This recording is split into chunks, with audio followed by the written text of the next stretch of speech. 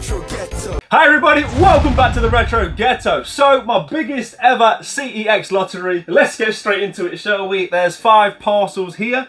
I've tried to put them into some sort of ascending order. So basically, when we're starting with the cheapest and working our way up to the most expensive of my picks. I've said on recent vlogs how I've spent many hours going through the CEX app, seeing what was available. I had so many different iterations of my CEX basket before finally settling on these 5 games here. I like to think I've made some good choices, but we shall see whether there'll be CEX lottery wins or not. Let's find out. So, first one, very well packaged, I must say. We've got Gyami wrap, we've got cellophane. We've got lots going on. Let's see if it was worth all this packaging. First game is Street Fighter Alpha 2. The Street Fighter Alpha series, known as Zero in Japan, hit the arcades in 1995. Alpha was the first fully new game since Street Fighter 2 and its many different iterations, and I think, you know, after so many different versions of Street Fighter 2 had been released, I think the world was clamouring for an all-new Street Fighter. Street Fighter Zero came out, and not only did it have new fantastic 2D graphics, but it also introduced air blocking, fall braking, alpha controls, a lot more depth of strategy to the gameplay than was available with Street Fighter 2, which, you know, there's so many different iterations of that game, I think they sort of fully exhausted that game's engine. But we're not here to talk about Zero or Alpha, we're here to talk about Alpha 2. Now, this game apparently is better in every single way than the original Alpha. The reason being is, apparently Street Fighter Alpha was rushed. I've heard rumours that game was like developed in as little as 6 months, which is incredible. So this one is a lot more fully fleshed out than the original Alpha game. It includes a lot more stages, new characters. I think there's 5 new characters here, 3 of which are hidden. There's also Shin Akuma, which you can get by entering a secret code depending on the version. Some games you have to sort of like beat the arcade style on the highest difficulty without dropping around and doing it with so many super finish combos. Yeah, I don't think I'll ever be good enough to do that. So hopefully this is the version where you can just input a code if you want to play as Shin Akuma, but I'm sure one of you guys can let me know in the comment section below.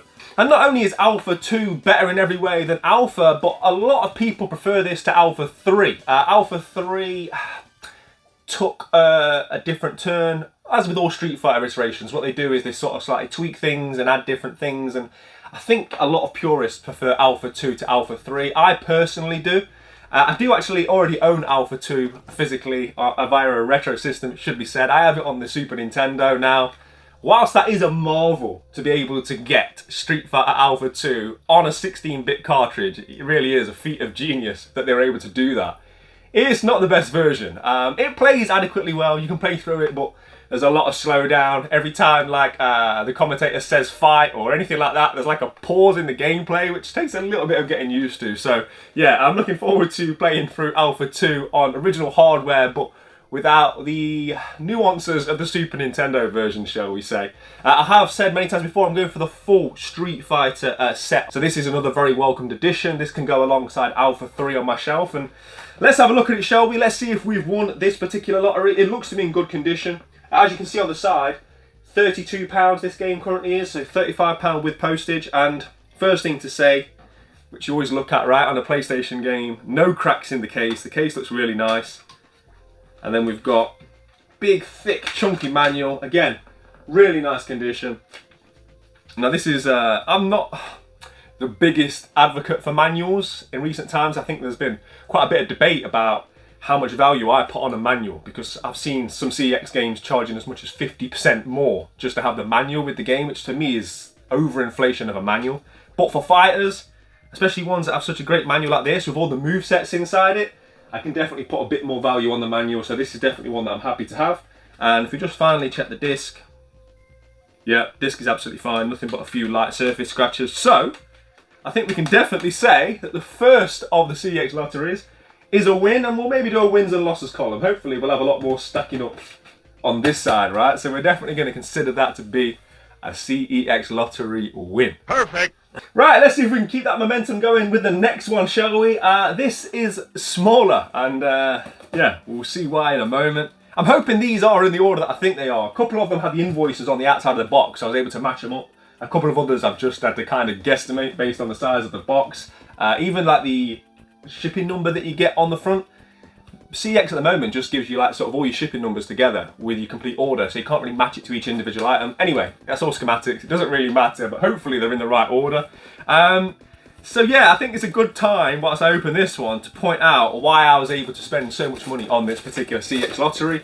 I'm not rich by any means, and I certainly couldn't justify spending this much real world money on my hobby, but I was fortunate enough to be sent a link recently. Did a whole video on it. Had these real cheap collector's editions, primarily SpongeBob SquarePants, Battle for Bikini Bottom, that we managed to get from Amazon. Really cheap, stupidly cheap, like 3 of them for £45 each. So I think I spent like £180, and that then led to over £500 in CEX vouchers. So this is the fruits of that very fortunate labour. So yeah, I would say I'm £180 in, but I've kind of gone over budget, which we'll get to a little bit later on. But yeah, let's get into this next one anyway, shall we? This one is very differently packaged. I've got an invoice, so we'll get rid of that. What else have they given us here? Some rubbish. Okay, so this is a game I've had a saved search alert on for, I don't know, I'd guess over 6 months, probably best part of the year. It finally came into stock. And that is, unlike me, a loose cartridge for X-Men 2 Clone Wars on the Mega Drive. This is a 1995 platformer developed by Head Games, and it's the sequel to 1993's Mega Drive title, X-Men. This one corrected issues from the first game. It includes more characters as well. You've now got Psylocke and Beast that are playable, as well as one other character, which we'll leave for now because that's sort of like a secret unlockable. This one also contains multiplayer co-op, and this focuses on a Phalanx story arc. Now, if you're a fan of the comic books, you will know, and at the time in 1995, that was the current story arc that the X-Men comic books was going through. Awesome soundtrack on this one, and there was actually a trilogy stated for release with this one. I think they were going to release X-Women, but that got cancelled ultimately, so it just became the 2 as opposed to the trilogy. And this is a very, very well received game, much beloved as one of the best X-Men games to this day. Mean Machines, Sega gave this 87%, and I was fortunate enough to grab this as soon as it came into stock for £40. And the reason that I bought a loose cartridge is because, shout out to my friend Brad, he actually found an empty box of this one at a car boot sale, so I was able to get that from him, and ever since then I've been determined to get the cartridge for this. You'll be seeing on screen now the box art for X-Men 2 Clone Wars is, in my opinion, some of the absolute best on the Mega Drive. And to put it on the shelf alongside X-Men, now it's got the cartridge inside it as well, and this isn't really a CEX lottery, is it? Like, I'm not one of them people that's too concerned about the condition of the cartridge itself. I mean, unless the whole thing was ripped off or it didn't work, I'm pretty happy with that. So, yeah, there's no worries of this being a CEX loss, that's for sure. But absolutely delighted to finally complete that. And in some ways, like, adding that final piece to a puzzle and completing something that you've waited so long to get, it's almost better than adding a new game to the collection, in my opinion. So yeah, that's another one to put in the winning column there alongside Street Fighter 2. Let's keep it rolling, shall we? With this big boy here. Right, let's see what this big one is. If this is what I think it is, this could be closing a long, drawn-out story arc, which has not been one which has covered CEX in too much praise, that's for sure. Okay, let's see if we can do this. Yeah, that's always a good sign. I always think that's like a good sign this is going to be a winning lottery when you pull the tab off in one go. Again, very nicely packaged. I'm not sure actually. Okay, so let me... Oh dear. Let me put this together. That's never a good sign, is it? I've got to put it together before I show it to you. Kirby's Fun Pack. Also known as Kirby Superstar in North America, this is a 1996 anthology action platform game developed by HAL Laboratory.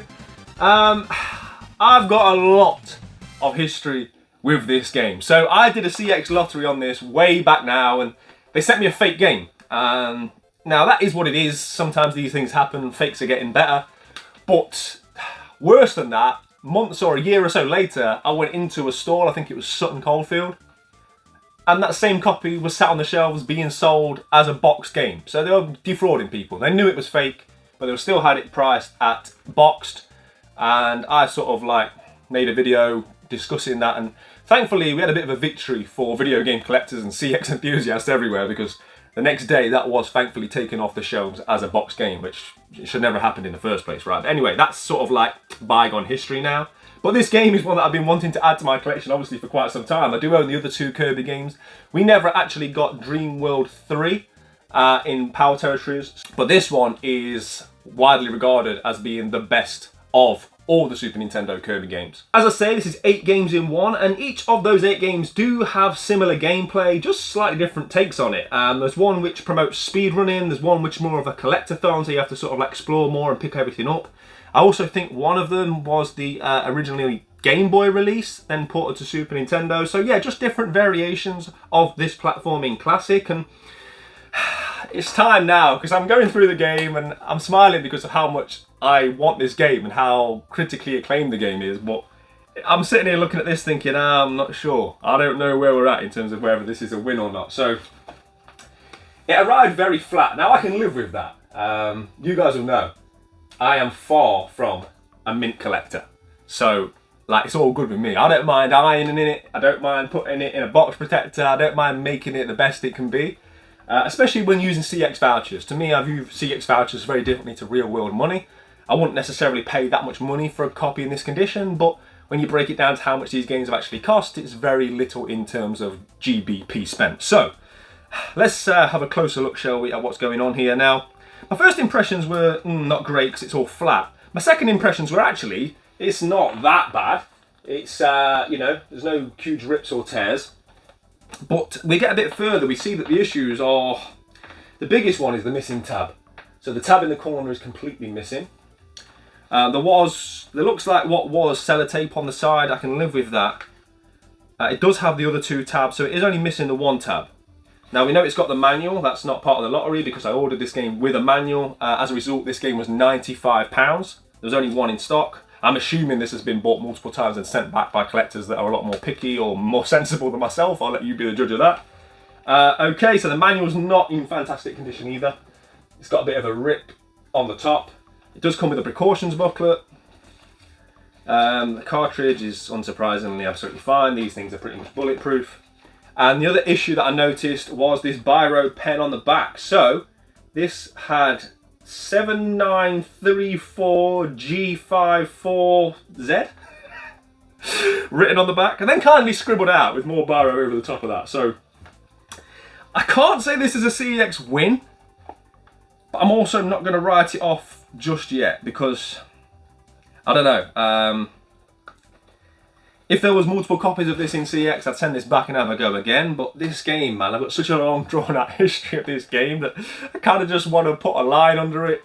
Maybe this is one that we can look at on a future vlog on Sunday and try and iron it, make it the best, put it in a box protector, and then make a decision from there as to whether I think it is in fact a CEX win or loss. But yeah, such is my long running history with this game that it'd just be nice to add it to the shelf, right, and have all 3 of those Kirby games together. So I don't think we can put this in the win section, that's for sure. But what I can do is put it in purgatory. So we'll pop it there, somewhere in between. And yeah, let me know in the comment section whether you guys would keep that one based on all the information that I've just given you, or take it back to CEX. But undeterred, we move on. And I just want to quickly highlight this game. So on the Mega Drive, we've got Soleil. Absolutely fantastic game, this one. Top-down action RPG.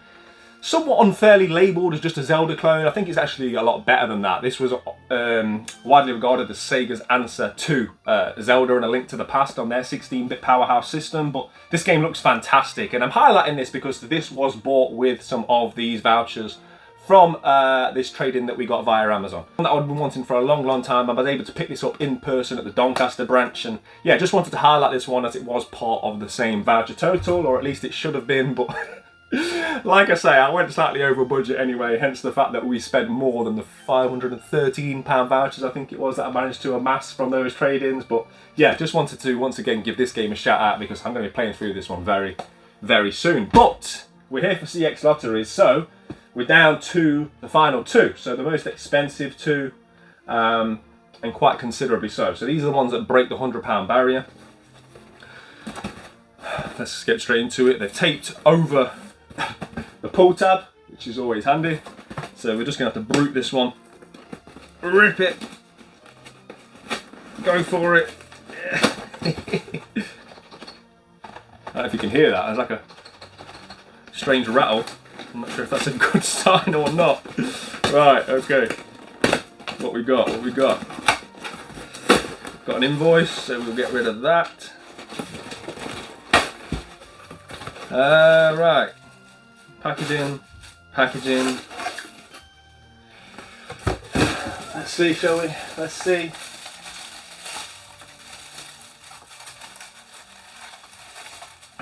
You guys can see it first.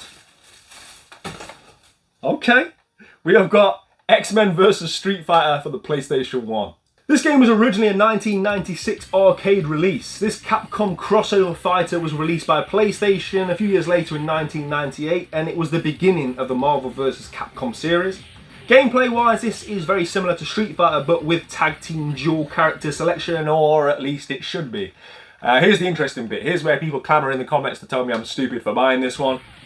The tag team version is arcades and Sega Saturn. The PlayStation 1 game couldn't really handle it, so this is just single fighting action, I believe, and there's also a couple of other things that were omitted. I think certain stages that weren't able to be processed via the PlayStation 1, but we'll get into all that in a minute as to why I bought this version. Yeah, this game was much hyped at the time, with two of the biggest franchises colliding together. You'll be seeing on screen now, just, has there ever been a better array of characters on a fighter? It just, yeah, everything that you could want, right? In terms of character selection, art style, music. This is something I've been wanting to add to the collection for quite some time. And as I say, the reason I decided to add this on the PlayStation 1 is for a couple of different reasons. One, I'm going for the full Street Fighter PlayStation 1 set. I don't collect Sega Saturn. It's not something I ever had as a child. I've got no nostalgia for it. And look around, I've only got so much space. I can't collect for every single system.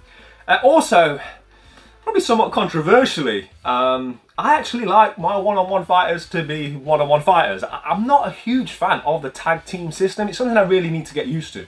I need to put more time into Marvel vs Capcom 2 and games like that, but I don't know, I think just because I'm a bit of a purist in the way that I grew up on Street Fighter 2, and just having that one character was always something I preferred. I'm like that with all video games, to be fair. Even games like completely unrelated to this, like Grand Theft Auto 5, when you switch between the different characters. I personally would rather have just been one character. That's just me. I like to put all my eggs in one basket, I guess. But yeah, the artwork on this, absolutely stunning. And if we look at the game itself, okay, so the inlay has seen better days. It's got a slight bend, a little tear. The manual's absolutely fine. I'm going to consider this to be a win. Manual's, again, nice. It's got all the movesets in there and everything. Much smaller manual than we had on Alpha 2. But yeah, this is not a cheap game. This is £105 currently at CEX. And yeah, if I want the proper version, I will have that very shortly via physical, because I believe that is getting released on the Nintendo Switch. That's coming out as part of the Marvel vs Capcom Fighting Collection, which I cannot wait to get my hands on. But yeah, that aside, just to be able to play this on the PlayStation 1 and put it alongside the other Street Fighter games is, yeah, something which is probably more for the collector in me. But having said that, this is definitely one I'm going to be sitting down and playing and trying to put some time into and get better at. So yeah, X-Men vs Street Fighter, I'm putting that as a win. We'll pop that over there. So that takes us to the final game, the most expensive game. In true YouTube fashion, right? You save the most expensive one for last. So again, they've taped over the pull, so we'll rip it.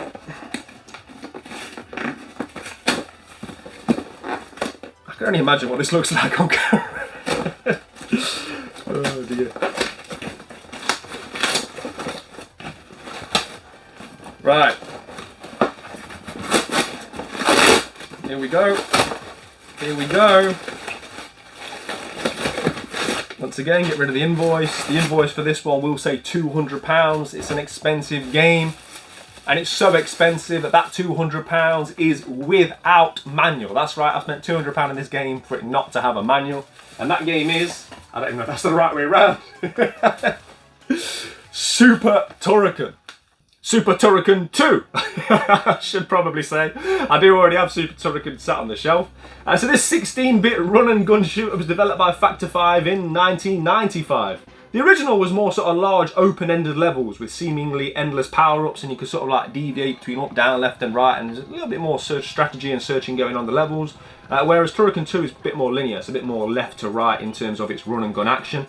But what I really like about this one is, whilst it's somewhat dark subject matter, right, you're just sort of blasting your way for everything on the screen, I still love how they still give you this bright colour palette, which for me is where the Super Nintendo shines. Also, the music is still somewhat upbeat, and I've always loved that about the Turrican series.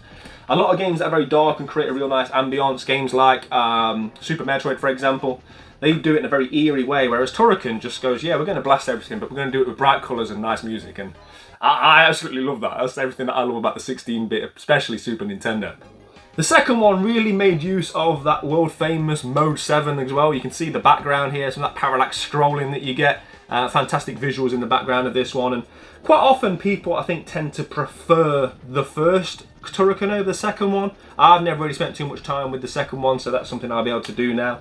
But it was still very highly regarded upon its release. Super Gamer gave it 92 out of 100, Total gave it 91 out of 100, Nintendo Life gave it 9 out of 10, and this was actually available for a while on the North American Virtual Console from 2008, and it was removed with no explanation in 2013, and there has since been a Switch release, like a compilation of Turrican games, and there's also an aftermarket Super Nintendo cart that was released in 2022. So there are different ways to be able to play this, but as I've said many times on the channel before, I'm going for the full PAL Super Nintendo set. So that was one of the reasons why I picked this up.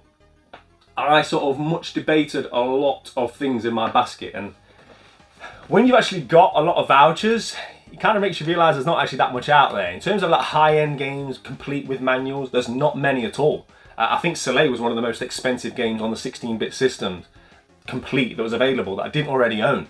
I almost bought Pirates of the Darkwater. I almost spent the 400 and something pound vouchers on that game, but I thought, you know what, take advantage of having all these vouchers, buy a heavy hitter that I normally wouldn't be able to purchase, but that's a lot of money for a game that doesn't have a manual. And I just thought I didn't want to spend that much money on one game with the asterisks of it not having a manual next to it, so I decided not to do that, and I was able to buy all these fantastic games for my collection, which I think I made the right decision.